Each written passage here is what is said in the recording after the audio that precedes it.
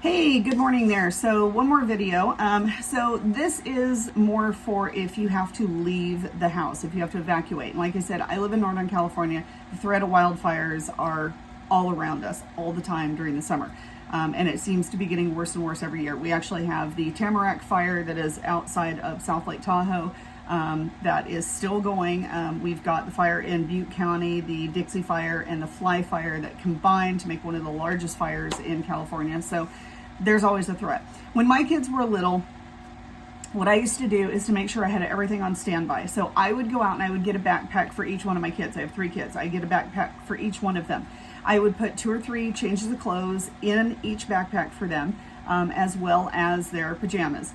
Then I would put a couple of bottles of water, some non-perishable snacks in there, and then I would go to the dollar store typically, or the local big box store, I won't say the name, and get things like crayons and coloring books and just some really inexpensive small art things that could keep them busy or occupied if we had to leave the house. And I would put them in each one of their backpacks.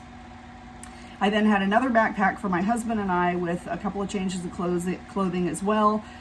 We bought a small fireproof safe with a handle that we kept by the front door on a bench. And we had one more backpack that was for our pets. And so I kept Ziploc bags of pet food in there for each one of those and some bottles of water. We had a coat rack right by the front door. I would hang everything on the coat rack and it stayed there all summer long so that if we had to evacuate, we just had to grab and go. That's all we had to do. Everything was in there. Our important papers were in that safe. We grabbed the safe, we grabbed the backpack. Each one of the kids grabbed their backpack and we were out the door. So we did have, I will preface that with, we had a lot less animals at that point, but just some really good tips to have if you're in a situation or you're in an area that you have hurricanes,